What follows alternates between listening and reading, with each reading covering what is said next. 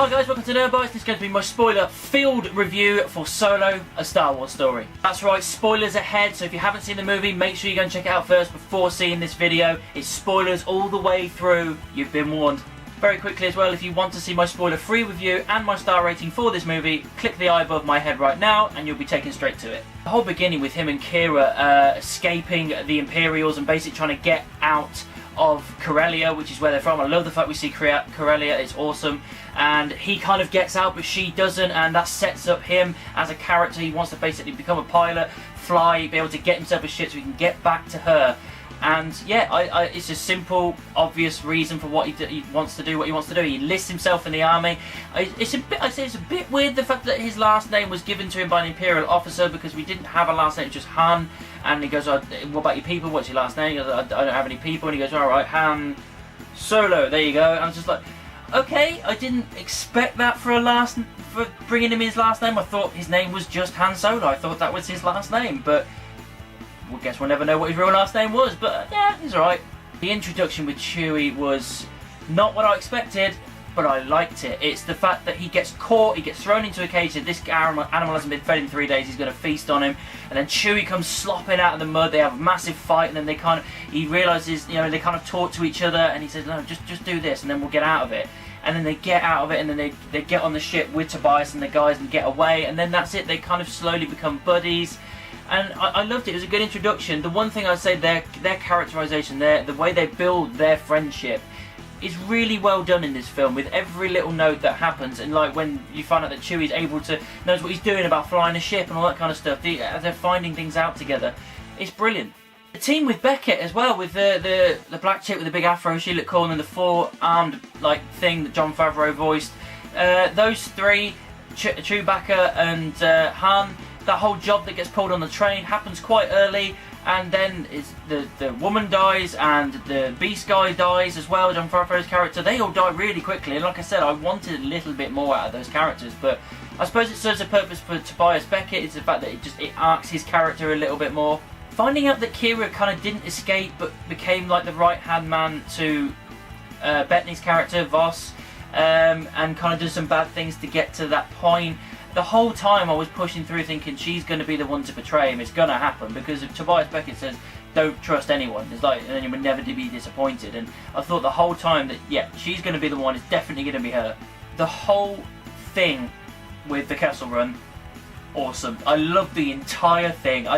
People might not like it the way that, you know, it's not the way they thought it was going to go, the way they thought of it in their head, but when do you always get exactly what you want in your head? It's always going to be someone else's version of what they think it should be.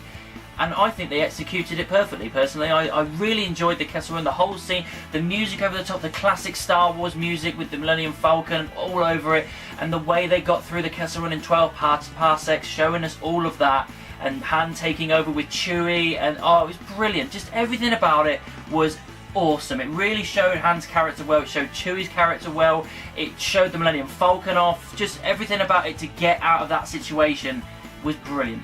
And of course the situation they got themselves into was to get hold of this kind of stuff, I can't remember what it's called. They get it from the spice mines of Kessel, so they can basically just get paid, basically. Give it to the guy, get paid, blah blah. Simple kind of smuggling, kind of bounty mission type thing.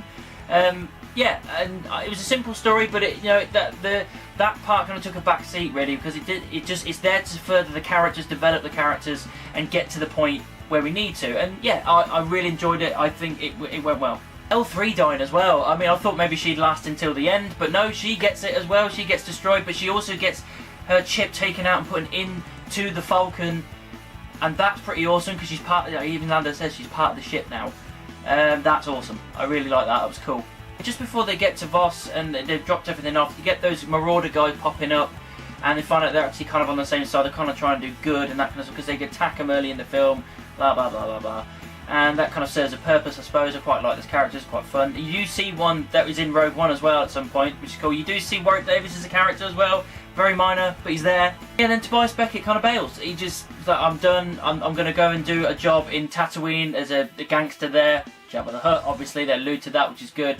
Come find me once you're done. And he buggers off, and I thought, that's just a bit of a weird way to leave his character, but they made it emotional with the music over the top. Alright, he's done then. Okay, fair enough. Yeah, they get to Voss, they give him the stuff that he needs, and he doesn't believe it's real.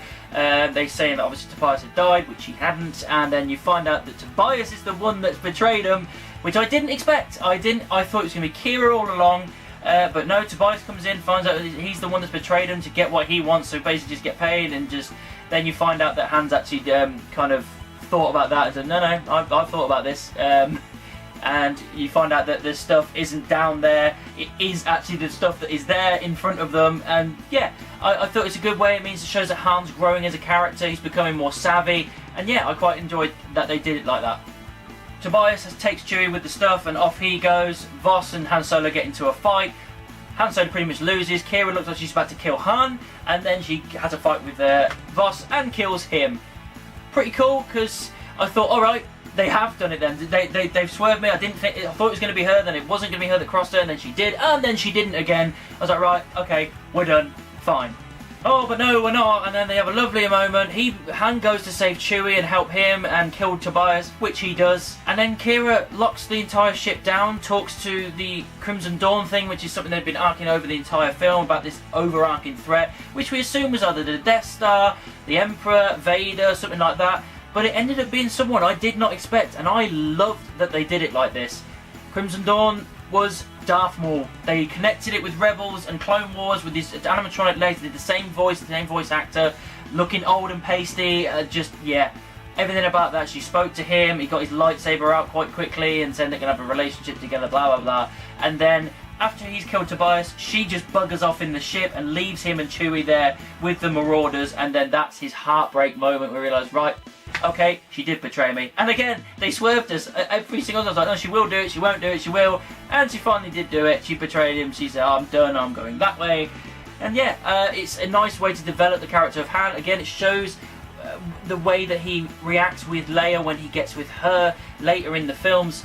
You know, he's heartbroken, he's had things happen to him, so there's a reason he is the way he is. And that's the great thing about this film, it's developed the character of Han, so we know why he is the way he is when we meet him for the first time in A New Hope.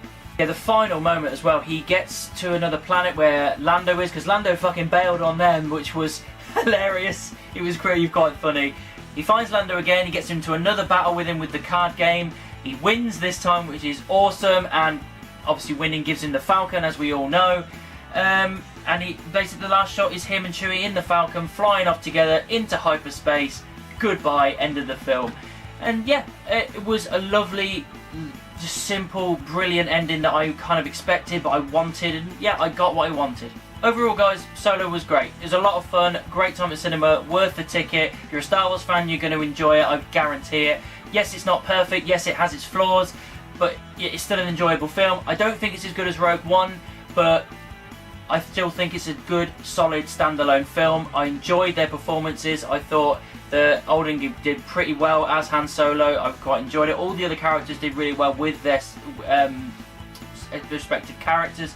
Yeah, I can't really complain too much about it. It was just a good, solid, fun time at the cinema. So that's my spoiler talk done for Solo: A Star Wars Story. What did you think about the film? Let me know down in the comments or send me an email. You can also find me in the various social media, Facebook, Twitter, Instagram, Tumblr. Just type in Nerd Bites anywhere and I'm sure you'll find me. And don't forget to like, subscribe and share my videos. And of course, keep it nerdy.